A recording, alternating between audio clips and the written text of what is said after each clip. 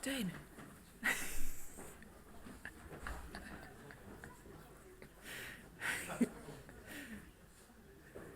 It's okay. He's breaking all our rituals.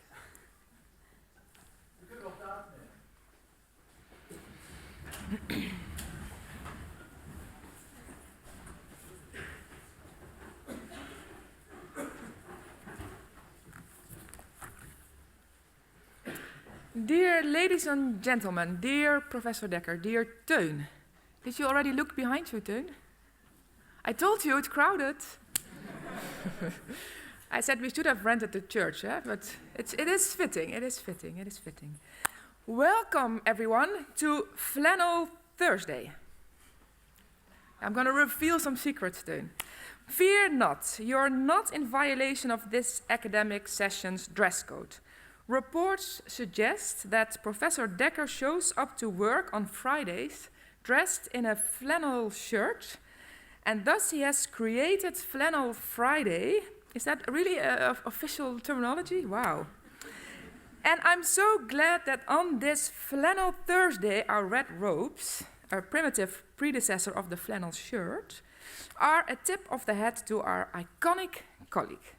Dear ladies and gentlemen, my name is Rianne Letschert and I'm the Rector Magnificus of our beautiful university. And we are about to listen to the inaugural lecture of the first professor of liberal arts and sciences in Europe. Wow. We should already, yes.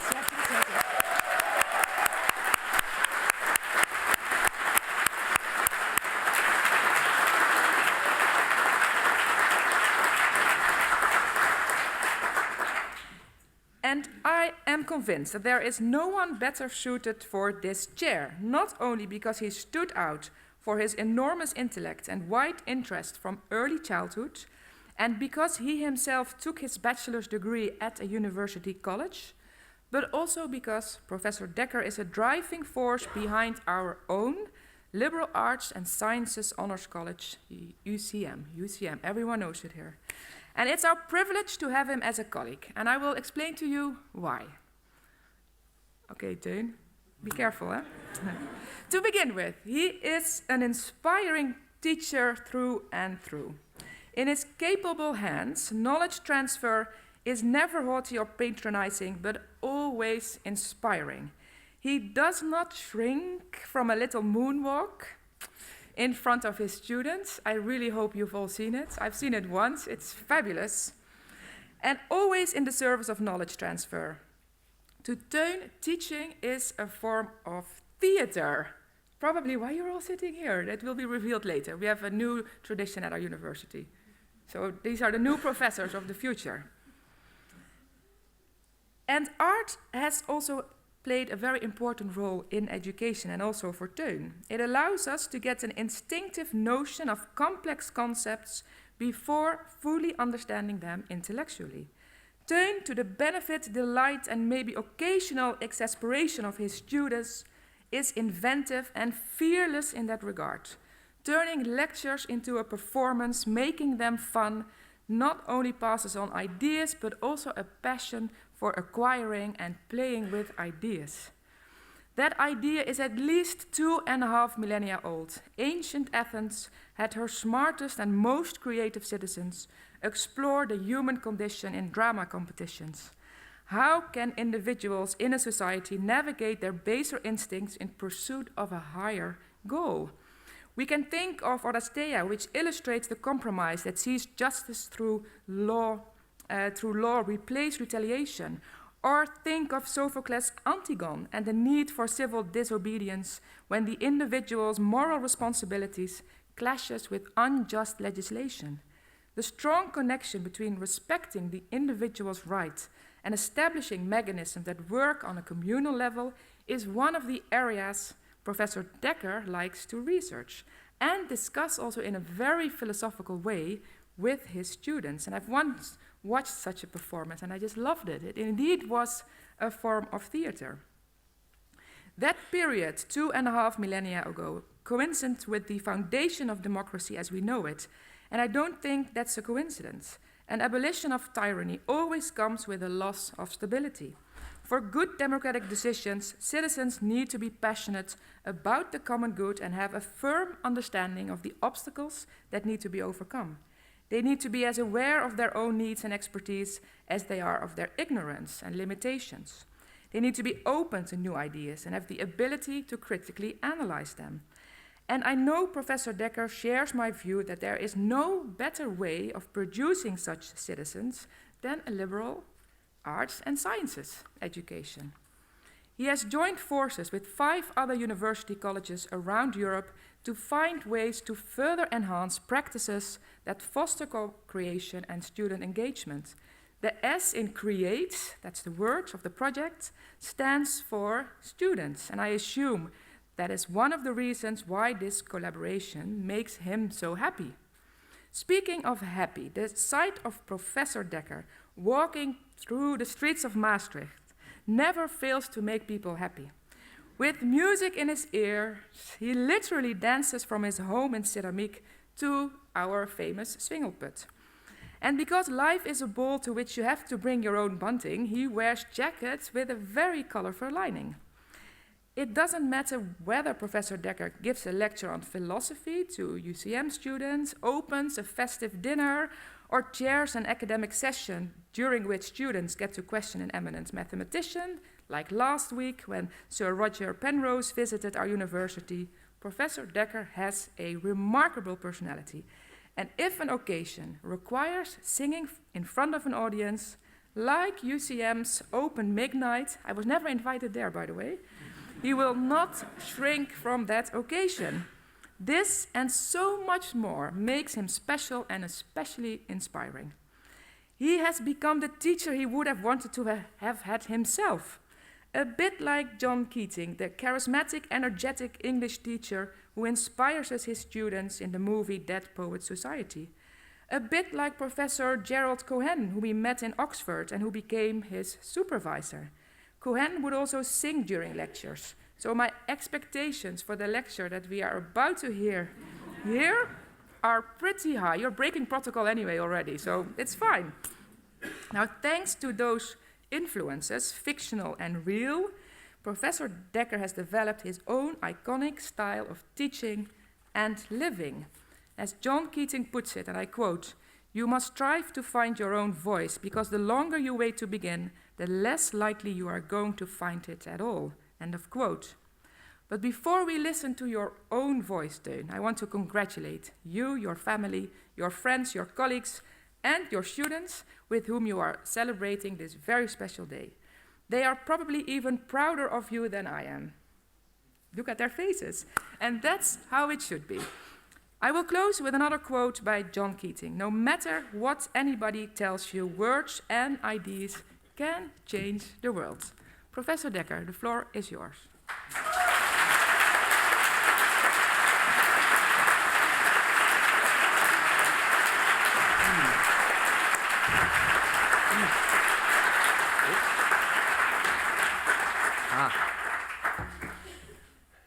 Madam Rector, deans, professors, doctors, representatives from other university colleges, colleagues, my dear family, and of course, students and alumni, some of who have come from far and wide to be here today for this celebration. Once upon a time, a great ceremony was to be held, a marriage. Philology, the goddess representing love of learning and science for its own sake, was to wed Mercury, the god of socially profitable action. Now, as you can imagine, this was a promising marriage. Science and academia have great potential to benefit our communities. However, at the same time, you could foresee some difficulties. It's not an obvious combination. There are great differences between the two in their nature. And so, to make the marriage work, philology received, as a wedding gift, 7 bridesmaids: grammar, rhetoric, dialectics, geometry, arithmetic, astronomy, and music. And so were born the 7 liberal arts. This is the story that Martianus Capella, the Roman scholar, tells us in his 5th century book On the Seven Disciplines, which codified the classical understanding of liberal education. Now, since then, liberal arts education has been understood and institutionalized in many different ways. And yet, throughout that history, the idea of connecting love of learning and social usefulness have always been essential. It was certainly essential in ancient Greece, where liberal arts education sought to prepare citizens to participate in direct democracy. But it was no less important in the American liberal arts colleges of the 19th century, which sought to rethink higher education for the emerging and newly independent nation. We in Europe are currently in the middle of a great flowering of the liberal arts model. While this development started relatively recently, maybe 20 or 30 years ago, it has been striking. At the moment, there are over 80 undergraduate programs in Europe that self-identify as offering a liberal arts and sciences program. In this country, last year, 4,030 students started a liberal arts and sciences program, making it the 6th most popular course of study. We may have gotten used to thinking about liberal arts as a niche phenomenon, but it is not so niche anymore. And as it continues to develop, it is important to reflect on what liberal arts education is and isn't, especially in the European context. But we must also think about what it hopes to achieve, whether it does so, what challenges it faces, and how it may continue to evolve. Above all, we must ask how what we are doing here fits into the tradition of bridging science and society and making the marriage between philology and Mercury work. And that means that anyone who cares for liberal education must be profoundly grateful to Maastricht University for creating this professorship to study those questions. And needless to say, I am humbled by my appointment and the trust placed in me through it. Because, as I look around me, it seems that the marriage between society and science is in need of some assistance. And nowhere is this more obvious than in the state of our democracies, which are, I fear, not doing well. One might point to a coarsening of much political discourse, a decrease in the quality of political debate, an inability to take important measures, a lack of willingness to compromise between parties, and an absence of legitimacy of whatever measures are enacted. And this is deeply problematic. If our democracies do not function well, they are unlikely to be able to solve the big challenges our societies face, whether it be climate change, or security, or sustaining the welfare state. At best, that means that these problems will not be solved. At worst, it may lead to an erosion of support for this form of government. And I should add that the problem is not limited to the political system. We see a similar lack of trust, civility, and legitimacy in the interactions between citizens and politicians, but also in how we interact with each other, as colleagues and as neighbors. Now, we should never take democracy for granted. It is, in many ways, an exception. Most countries are not fully free. Only 40% of the world's population lives in fully functioning liberal democracies, and for the past 8 years, the number has gone down. If we want to sustain our way of living, we need to invest in the quality of our democracy. Now, democracy is, in effect, a conversation between various actors. It happens in political matters, but it also happens in social contexts. Any situation in which people come together in freedom and equality to make joint decisions is a kind of democracy. It happens in the household, at the university, in the workplace, just as much as it happens in government. In all these cases, differences of perspective and different preferences must be somehow overcome to arrive at something of a social choice. And that process can be called a discussion. However, there are all kinds of different discussions, characterized by different rules and different purposes. And it's important to distinguish between two kinds of conversation that may happen in a democracy. One kind is what I call an adversarial negotiation. The other is a joint exploration of the challenges we face as a community. Now, in an adversarial negotiation, it's multiple parties come together that have a clear idea of what they want. They have their own private analysis of social issues, their preferred solutions, and a clear sense of what they regard to be right or correct. Those who have different views are simply wrong, and people try to get as much of what they want as possible within the constraints of the rules of the game. Democracy is war by other means. Now, if this is how citizens regard the nature of the democratic conversation, if this is what they have in their head in terms of expectations, well, that might explain some of the issues our democracies are currently facing. Because if you think of the democratic process as a negotiation, the goal of political discourse is to make opposing interests look bad, uninformed, and generally unattractive. Coarse and unflattering language are helpful tools in this context. And similarly, from that perspective, a debate, that's a competition, a wrestling match in which the goal is to make one's opponents look bad, to embarrass them, to show that their ideals are foolish and that their solutions will not work. From this perspective, compromise is distinctly undesirable. At best, it is a form of negotiated defeat. You already know the solution you desire from the beginning, and so when you compromise, you're not getting everything you want. And even when you do compromise, the compromise has no legitimacy. While there may be the best that was achievable under certain circumstances, they're always suboptimal. And so while you may have to live with them, you don't regard them as your own. And that means that any compromise is tentative and can be overruled the moment a better deal is available. However, we can also regard the democratic process in a different way. You can think of it as a joint exploration of the issues facing a society, with the goal of discovering which solution is best for the community as a whole. And the purpose of this special kind of conversation is not to get what you have already decided you want, but to discover what different courses of action are available, what their consequences are, what effects they have on different people and groups in society, and to weigh these effects to settle on a solution that, all things considered, serves society best.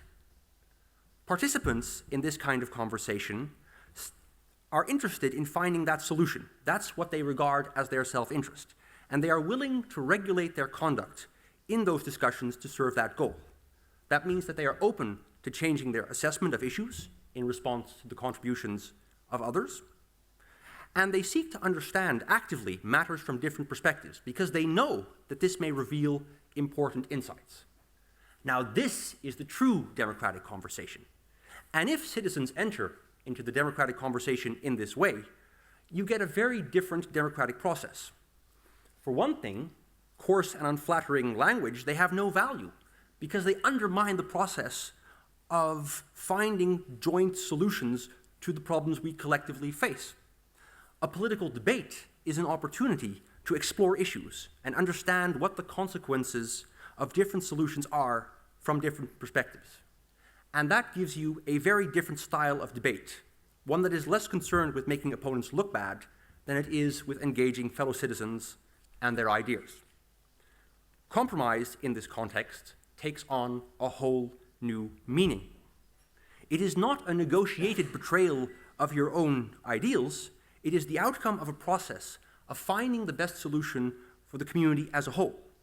And since that was the point of the democratic conversation all along, it is not to be avoided as a second best alternative, but rather actively embraced as a better solution for having gone through the political process. Now, having this kind of special conversation is difficult. We've all been in discussions with the best of intentions to keep an open mind and work together with others. But as the discussion heats up and you get into the swing of things, you feel yourself slipping into a different mode, and you end up yelling at each other. It may be our nature, it may be our culture, it may be the times, but either way, the truly democratic conversation does not come naturally. It requires a whole range of skills, knowledge, and dispositions which need to be taught. Teaching them is how democracy sustains itself from generation to generation, and how we make our children, our students, into citizens. And so if we want to save democracy by fostering this special kind of conversation, we need to do a better job of teaching future generations not to give in to the temptations of the adversarial negotiation. Our society teaches young people how to have democratic conversations in all kinds of ways. Family and friends play an important role, as do the media and the art and literature that our children are exposed to. But one should never underestimate the role education plays. Now, much has been said about the role of primary and secondary education in this process, but universities also have a part to play. This is a legal duty, as noted in the Dutch Law on Higher Education, Article 1.3. But more importantly, university education takes place in a time in one's life when one becomes an independent member of a community who is expected to participate in a collective decision-making process and to take responsibility for their behavior in that community. Seems like a good time of your life to be working on this. However, just as in the case of the marriage between philology and Mercury, this is not without its difficulties. Science has evolved in an autonomous fashion. Research has become increasingly specialized, focusing on smaller and smaller questions, which are pursued by dedicated groups of researchers who form communities of peers. What matters is progress in these narrowly conceived disciplines, as measured by the approval of those peers. Universities in Europe, more so than in other places, have organized themselves around this way of doing science. They have partitioned themselves into faculties and departments, offering disciplinary programs that see themselves as training future researchers. More than anything, they value peer-reviewed articles that impress scattered networks of experts. Now, no doubt, this way of doing science has resulted in great progress. But it has also made it difficult for the university to provide education that teaches students how to have a proper democratic conversation. Once again, the marriage between Mercury and philology is in need of assistance. And once again, the liberal arts stand ready to bridge the two, because liberal arts education can teach young people to have a democratic conversation. It gives students at least 7 things they need to do so, the 7 democratic virtues of my title. And while I could explain from a theoretical perspective how I think liberal arts does that, I am, as a scientist, required to admit that this might express my own wishes more than the reality. And so it seems to me that there is no better way of arguing for my thesis than by listening to the students in these programs themselves. Over the past months, I have had extensive conversations with many dozens of students in different European liberal arts programs. Some of the students with whom I've spoken are here today, and I'm very delighted by that. Many of the things they have told me reveal how their experiences equip them for having a real democratic conversation. Now, of course, this approach cannot show that liberal education is different from other kinds of university education in this respect. Students might be mistaken about how their education shapes them, and perhaps liberal arts programs simply attract democratically inclined people. I am aware of all of these limitations, but, well, this is my party, and I can think of nothing more festive than sharing their voices with you. And that is also why I will not be reading out fragments from these conversations myself. As you will have noticed, as I just walked down the aisle in my dress, I was accompanied by 7 students, my very own bridesmaids. And they will present some of the things students have shared with me that illustrate how liberal arts education, as it is practiced in Europe, fosters the skills, the knowledge, and the attitudes required to have the proper democratic conversation that our societies so desperately need. Number 1, epistemic humility. Perhaps the first thing you need to realize in order to have a proper democratic conversation is that you don't have all the answers before you get into the conversation. Because if you believe that you already know the unequivocally correct solution, you cannot enter into an open discussion in good faith. All you can do is try to convince others. And that means that one must be epistemically humble. One must, as one student put it, leave the egocentric view of viewing the universe, which is so difficult, because I have to not see myself to be the center of the universe. Looking at things from different angles, realizing that the world is perhaps a lot more complex thing than you thought, that the very notion of truth can be questioned, that there are a lot of different perspectives. Another student pointed out, if we think about the job market, career plans, and all of the other things that we talked about, I think being in this kind of an education makes you more humble. It teaches you that not your way is the only way. Now, this realization was often felt to be a painful process, leaving one, in a sense, lost. Before I came to the liberal arts and science program, I had very, very many opinions and views on what I thought to be right and wrong. Now, after 2 years, I rarely have any opinions about anything. I just question everything. That makes me sometimes feel lost, because it's easier and it feels more stable to have opinions. Now, whenever I discuss about politics with friends from years ago, who know me as the one who's very opinionated, and now I'm just saying, well, I cannot make any statements about it because I don't have an opinion. This doesn't feel very good, but I think it's still a process. And I think it will give me a very valuable result in the end. But at the same time, they clearly saw the danger of believing in one and only one objective truth. People are predisposed to some ideas that they like, and they adapt. And then they see more similar ideas, and they say, okay, this is the ultimate truth then. And they become more opinionated and less critical. This leads quite naturally to the other side of epistemic humility, the idea of critical thinking, the second virtue of liberal education. For while one should not enter into a democratic conversation with an unshakable conviction about the best course of action, one should not be impressed by other people's claims of having found the ultimate truth either.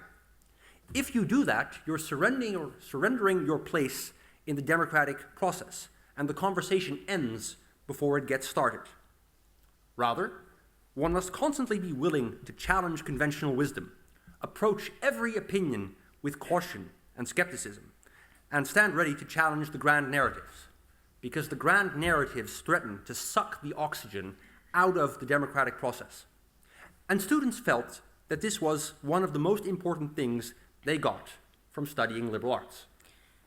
Just by giving you insight in so many subjects, that one is careful of the authoritative statements of people that say, I have figured it out now. After thousands of years, I got it. Guys, listen to me.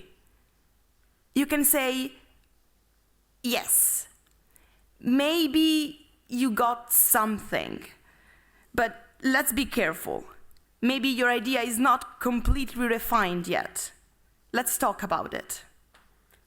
As another student pointed out, but it is more than you learn a certain way of thinking and develop a sort of open mind.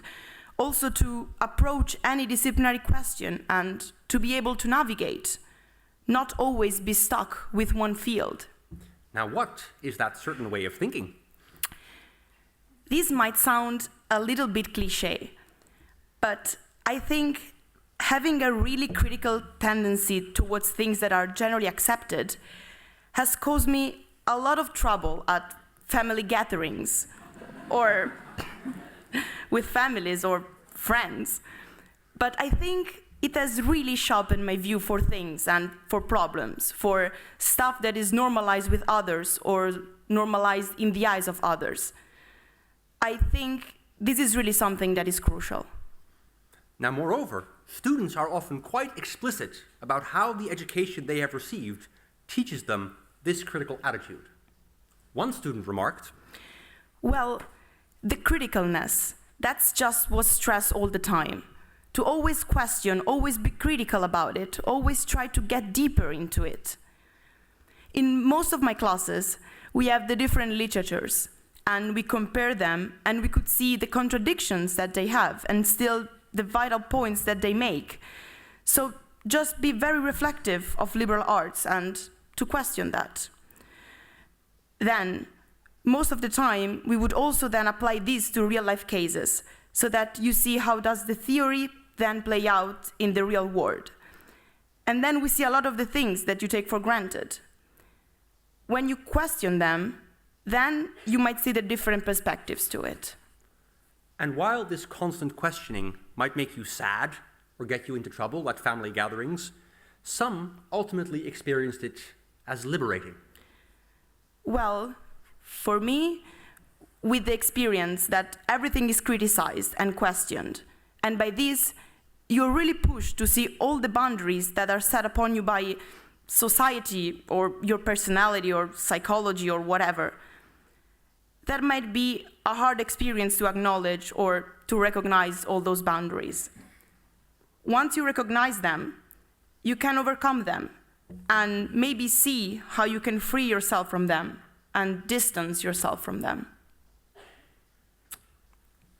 While a proper democratic conversation requires one to be open to different perspectives and to not uncritically accept grand narratives, it also requires some content to get anywhere. Individuals must contribute from their own understanding of the world and their own expertise. They must have a deeply held identity, values, and interests that they bring as input into the proper democratic conversation. And this requires that they develop a sense of self, an understanding of who they are, what they believe to be, and what they believe to be true, if only in a personal sense. Many of the students I spoke to recognized that this is something liberal arts education contributes to enormously. I asked one student who said that liberal education was for students who want more from their education, what the more was. He said, "Personality is more. Maybe by personality, I mean getting into a relationship with yourself and then being able to find a place in society from where you can add and also question this place." As another student expressed it, "It's about becoming a person that you would be proud of being. Maybe." Now that last maybe is significant. Some students felt that this was a very difficult process. When I asked a student about it, the response was, "I think that was a very, very difficult question, for me in particular, studying with an ambition to understand who I am, because I'm now, for about half a year, in an absolute identity crisis. So I don't understand myself anymore, at all. And I think liberal arts and sciences has contributed greatly to this crisis." Nevertheless, students recognized that the stress that a demanding liberal arts program places them under is exactly what they need to discover their own perspective. Personal development is knowing your limits. By knowing your limits and going to your limits, you can actually get to the core of who you are. If you go to your limit, you can see that your true moral character is revealed. It is under circumstances of stress that you are most yourself. I think that this liberal arts and sciences concept can really push people to moments of personal stress or academic stress or social stress. It really shapes people in one direction or another, which I think is good. But the prize at the end of all this struggle was a deep sense of ownership of one's studies. Ownership. This is my work. I designed this. This is my personal curriculum. No one else has this curriculum. And I decided to do exactly this. There's no one telling me, oh, you should have taken this course or that one. No. I am the one who can now, at the end of my studies, say this. And more fundamentally, an appreciation of one's own identity, of how one wants to live one's life, and what one wants to bring to society. As one student remarked, I really learned what I find important, or how I am trying to live my life. Even though I'm not fully sure where I'm exactly going after this, I know that I have certain ideals and principles, and just a general idea of how I want to treat the people around me. Actually, also very practical ways of going about it, which I like about the liberal arts as well, because it has so many. It isn't just fully theoretical, but also the questioning and asking yourself or analyzing yourself helps you to just overcome some character flaws or develop character traits that are, I don't know, really productive when you want to live among people. of course, a proper democratic conversation also requires a sense of the other, the fourth democratic virtue of the liberal arts. One must be able to understand the position of people with different backgrounds and different perspectives. In part, this is to understand the impact of different choices and decisions on people affected by them. Only then can you take into account their interests and weigh them in the overall democratic process. But it is also intrinsically enriching, or so many liberal arts students argued. One said, "A good person is someone who tries to see beyond his or her own horizons. For example, that entails empathy. That entails that I do not only consider knowledge as being measured in numbers, it allows me to really see who is that person who I'm talking to in this specific moment and what is important to him or her. Because that's what we get taught 3 years throughout this curriculum. There are so many different persons, and they all want something different from this program. This is why I think that makes you a good person, seeing who is there. I sometimes hopelessly wish that everyone else will be able to see something from the other person's perspective. It seems simple, but it's really, really difficult to do at times. Either because you're just stuck in your own way of seeing things, or just unable to understand where someone else is coming from. And that was felt to be important, if for no other reason than to argue more effectively. You also need to know, okay, why would they disagree with me in the first place? Is there a reason why they don't like my idea? Then you have to, yes, place yourself in the other person, and then you also see, okay, well, if I want to ban the Quran, for instance, and I want to convince someone, what does that mean for the other person? To convince someone else of your argument, you need to know why the other would be opposed to it in the first place. One of the things students felt was most valuable about their educational experience was how it exposed them to different perspectives and how that gave them a sense of the other. Moreover, they felt this was integral to what they did in their program. As one student exclaimed, "How does liberal arts teach you that?" Well, that's the model.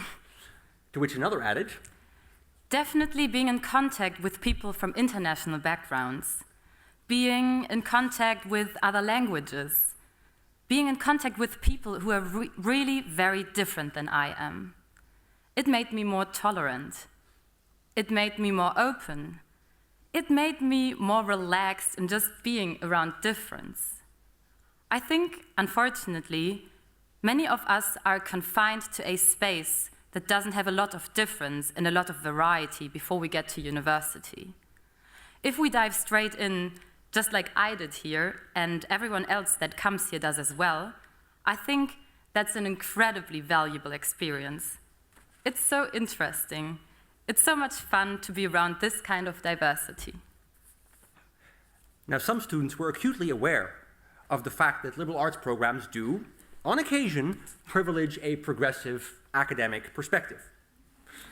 I guess a lot of classes I took in human diversity, you would read about a different sorts of people, but always through the eyes of someone who is similar to you in a way, like a progressive of some sorts. And some realize that one should not be uncritical of the perspectives of others, regardless of their content. I think I want to meet more people who are really different from me. But I also have this, I do strongly believe that it is important not to be a racist, for example, so I don't know. I don't know how exactly to empathize with people who are different from me in that respect, when it's something that also matters to me quite a lot. But nevertheless, many reported that studying liberal arts gave them a profound sense of the different perspectives that people may hold. I think you read about a lot of different cultures and perspectives and positions that you can have in society, whether they are advantaged or oppressed. I think that learning about that has made me very aware of all the social positions that you can take up in our society. Having a sense of your own perspective and that of others is one thing. But a proper democratic conversation is more than an exchange of perspectives and backgrounds. The real substance of any democratic process is how those different perspectives are reconciled and merged into a jointly created and jointly owned decision, an outcome that nobody intended, but everybody regards as their own. This is something students recognize in their experience. One student remarked, well, to engage in something that, it's a bit of a weird term, but I think it makes sense, where we have an actual discussion, and not a debate where you just try to win and convince somebody of your argument, but where you, as you do in a dialogue, for example, take the other standpoint. You maybe disagree with certain arguments. You try to phrase it in a more charitable way and maybe find some common ground. And then you can agree on something. That's something. That's a skill that you can't learn in a one-semester course. You have to do it, and you have to do it again, and get feedback and get re-evaluated, and make your own experiences. That's something that this liberal arts program has done to me for a long time. One of the crucial ways in which liberal arts programs fostered this ability to compromise was through insisting on group work. After all, well, in fact, life is a group project in itself. One student elaborated. I mean, sure, sometimes you're in a group and you all have the same vision and you want to work on this one thing in pretty much the same way. Perfect, and you reach a compromise. But sometimes you're this bunch of people who all have their own ideas. Everyone wants to do their thing, and you need to find a way to work with that, to reconcile those different ideas. Yes, and I would say that's something that's quite present. But it wasn't only the experience of compromising between different people that students considered significant. It was also a weighing of different scientific perspectives. We also have to do a thesis, and I already did it. And you have to do it with other students. And you have to arrive at a common conclusion. You're writing separate chapters with different disciplinary backgrounds, but you are to integrate it. Most academics, or many academics, at least in history and economics, are used to writing a paper in their own, on their own and with their own perspective. And you are saying, these are the perspective of others, and this is what I have to say. This is my opinion. You also have to do that in the thesis. But you also had to make that compatible with what other people are saying and arrive at a common conclusion. That is not always something that only reflects your own thoughts. In that sense, I had to compromise some. And I'm sure, or at least I know, my fellow students also had to compromise somewhat in terms of the answer. At best, this experience gives students the ability to sustain true democratic conversations. As one remarked, well, for example, I had a conversation with my sister who has a job, and she said, you know, the person that I'm working with is not from around here, and whenever we speak, I accidentally insult him, and he accidentally insults me. Then we both get mad and we leave the room. I think what liberal arts has taught me is to not really leave the room, to stay in it and really continue discussing and continue learning and making something happen. If you keep it at the level of just discussion and you never either write it down or create a project, you don't realize the implications of whatever it is you were discussing. Citizens in a democratic society are expected to participate in conversations about many different issues and topics that affect our communities. To do that effectively, citizens must have some basic knowledge about the common problems we face. One hardly needs to be an expert, but it is important to know a little bit about a range of social issues. After all, as one student pointed out, well, in my view, a good citizen in a democratic society is a citizen that's a little bit aware of what's happening around him. With liberal arts, it's also a lot of what current issues that are happening. So in that sense, it makes you a good democratic citizen. having an ill-informed citizenry is a danger to any democracy, and some students were well aware of this. Yes, definitely. Because with current events, it's the same as people must know the history and people must know the current events to see what's happening again and what they can solve, and a lot of things. If you look at current events, you can see how easily they can be solved if they look at what happened 10 years ago when the exact same thing happened, and they can fix it again. I think if you ignore current events and you don't face them and you don't talk about them and you don't discuss them, then they can very easily either be swept under the rug or they just accumulate until you have Trump for president, and that's a very rough thing to have. The core courses that one often is expected to take in a liberal arts program, and the idea that you should experience many different disciplines contributed to students' general knowledge of a wide range of issues. Well, in my case, I think that after this, I'll be able to have expertise in some regions of biomedicine, but I'll also know something about religion, about literature, about music even, about cultural studies, and I'll be able to contrast these expert opinions on protein function in the cell. I'll be able to talk about this in relation to other things that I've touched upon. Of course, I don't have expert knowledge in literature, but that's a little bit of knowledge I can take, and which will make me better. But more than that, many students argued that impromptu discussions also contributed to a more informed understanding of social developments. Well, maybe, but it sounds very cliché.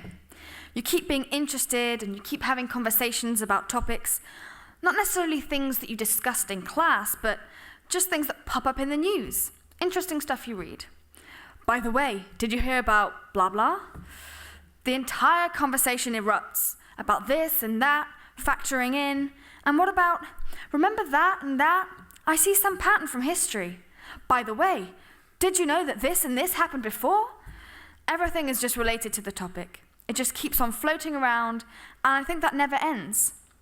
I think that especially intensifies what we are doing. It's not active studying. It's just that you keep having interaction with fields and things, and just mundane things that happen, and then you put them into context, basically immediately. Because someone brings it up, and you're just like, oh yes!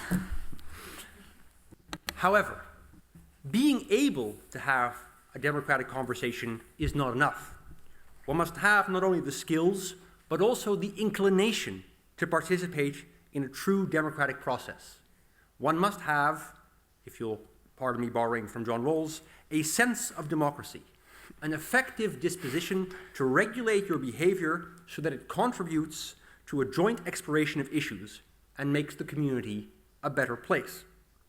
One must have an honest desire to discover and do what serves the community best and contribute to that, even if, in some narrow sense of the good, you might be better off if you just try to get as much as possible for yourself.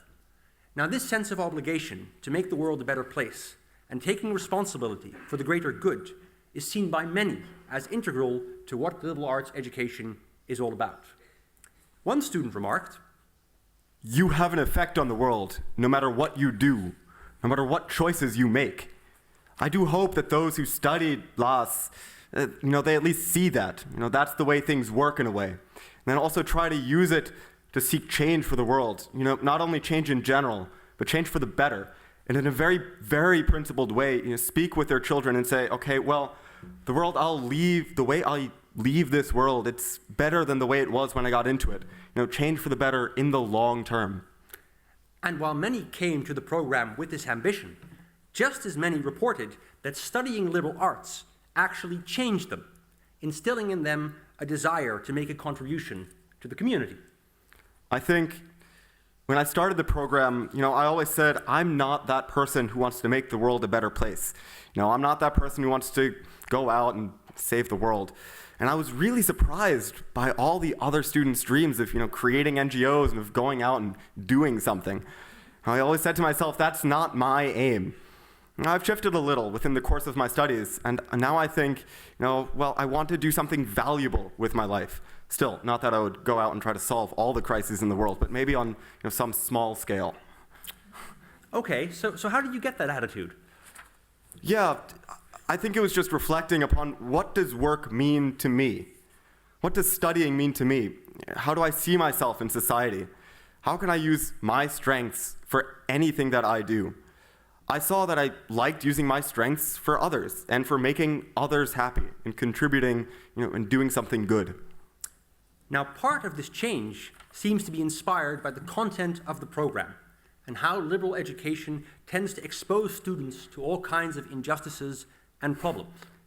As one of my conversation partners noted, you're learning because we obviously identify a lot of struggles and issues and problems that are going on, ranging from climate change to human rights issues, economic crises, and which, I think a lot of us face that moment in time when you've gathered a lot of information, you just feel a little bit hopeless.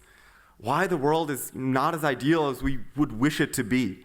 And I think that goes hand in hand with active participation. Once you've had that moment of hopelessness, the bare minimum of what you can do, for example, is vote. And I think in that way, you're at least much more inclined to participate in the process. But what was even more important was the experience of living together in a community and participating in the life of that community. Having an on-campus community teaches you that there's something beyond yourself. There's a community that we all live in that's beyond ourselves, and by participating in extracurricular activities, which is, I think, a large part of liberal arts and sciences, it helps you develop yourself and develops how you behave in your community, which will then later be reflected in how you behave in society as a good citizen. I'm not sure if I can call it good citizen, but at least you'll be a tolerated citizen. That's what I would say. Liberal arts education in Europe is a complex phenomenon. It is about way more than preparing students for their civic futures. And the voices of students that I have shared with you today present only a very partial view of this particular aspect of it. I have over 500,000 words of transcript that I'm plowing through. In many ways, what I've given you today is naive, over-optimistic, something of a fairy tale. But then again, I did start with once upon a time, so I gave you fair warning. Moreover, I have left out many issues and many challenges liberal education still faces. There is much more to research and to think about, and that is as it should be, especially when a new professor is being inaugurated. I'm working on it. But if nothing else, the voices that I've shared with you today demonstrate that liberal education matters and that it is a wonderful gift for society to give to future generations and thereby to its own democracy. If you will permit me just one non-student quote from the great Stephen Sondheim, who wrote the best song about teaching called Children Will Listen.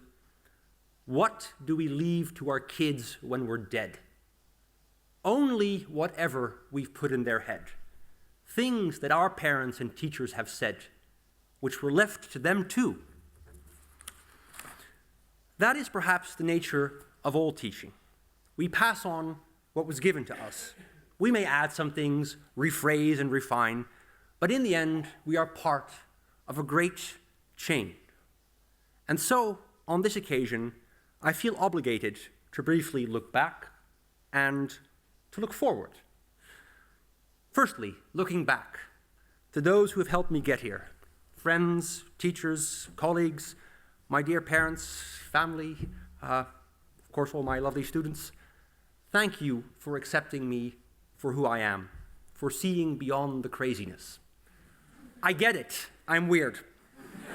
I can be exhausting, bounce off the walls, and if I think you have not done things the way I think they should be done, I will not let you forget it. But hey, if you can't take me at my worst, you don't deserve me at my best. So thank you for seeing through all that and giving me a chance. I hope it has paid off.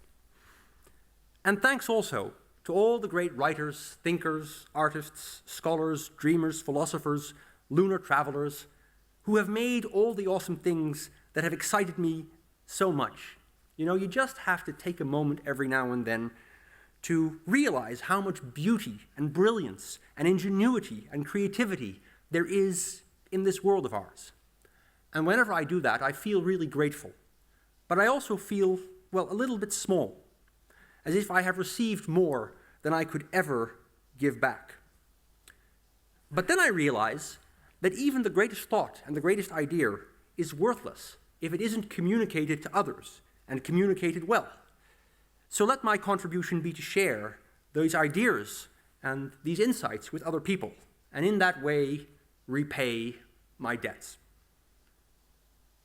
And so, looking forward, perhaps we should end this ceremony with a vow that no matter what happens, no matter where the scene is laid, I will keep devoting whatever time and energy the Lord grants me to sharing with young people whatever I know about philosophy and about life and about the relationship between philosophy and life, doing whatever I can to help them understand themselves and to be understood. Madam Rector, I have spoken.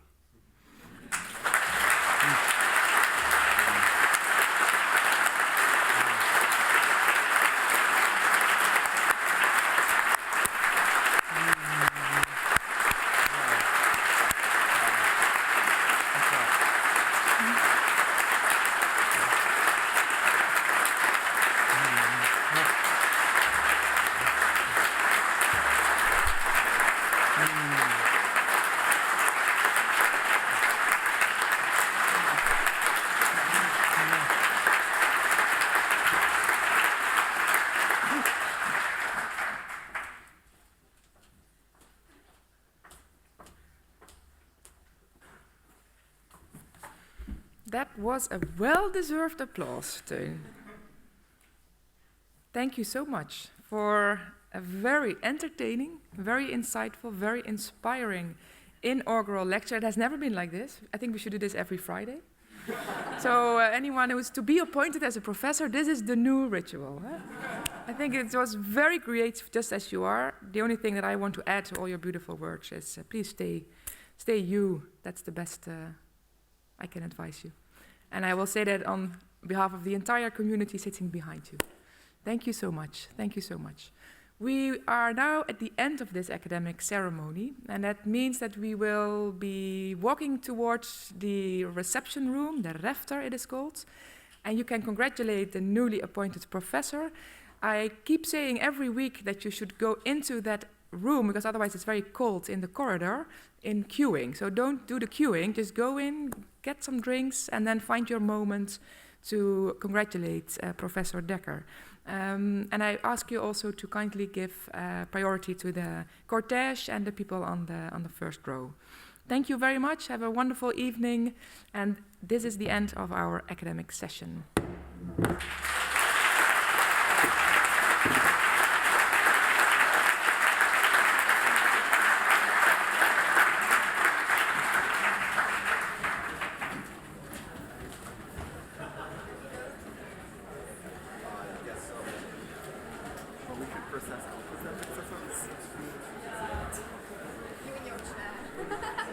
You got very excited when you were speaking, and I was like, oh God.